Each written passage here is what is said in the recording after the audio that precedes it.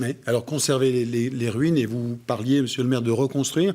Alors là, c'est le 12 juin 1947. Là aussi, on va voir les images. C'est le président Vincent Auriol qui se rend à Oradour pour poser symboliquement la première pierre de ce qui sera le nouvel Oradour.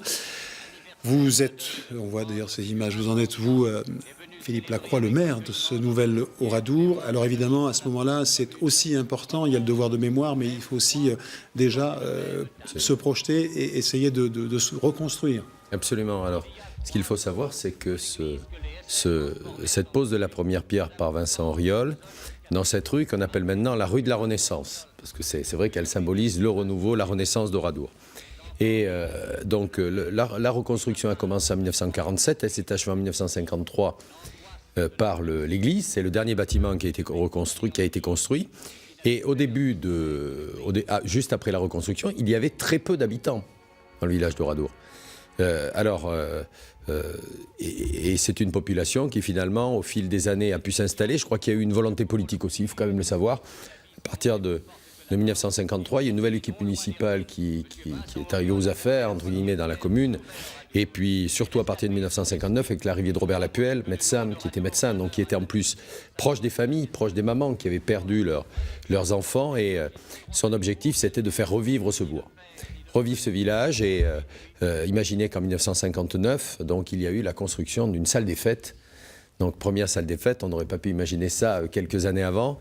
Et puis finalement, petit à petit, je crois qu'il y a eu un élément important aussi, c'est la renaissance par la jeunesse et le sport. Le docteur Lapuelle, à l'époque, était très attaché au sport. Et le sport de prédilection, c'était le football. Il y a eu la création d'un club de football qui existait déjà, d'ailleurs, dans l'ancien village, dans le village détruit. Et puis, donc, ce club s'est développé.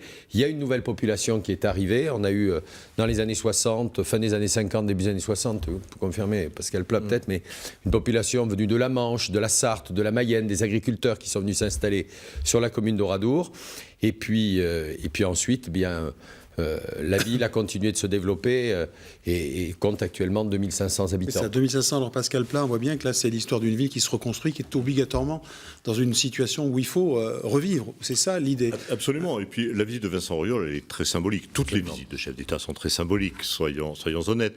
Mais on est au moment où on vient de créer le MRU, le ministère de la Reconstruction et de l'Urbanisme, qui va lancer en France toute une série de chantiers. Et à Oradour, on vient quand même de transformer tout un ensemble de ruines en un monument historique. Il faut reloger des gens. Donc c'est très symbolique pour l'État. L'État, d'un côté, verrouille un territoire qui devient un territoire de mémoire, et de l'autre, doit offrir, dans les meilleures conditions possibles, c'est-à-dire pour bien montrer ce que peut faire l'État, un village de qualité qui va être fourni aux ayants droit des victimes. Ce qu'ils réussissent à faire d'ailleurs, même si c'est un petit peu difficile et si ça va durer un peu jusqu'en 1953.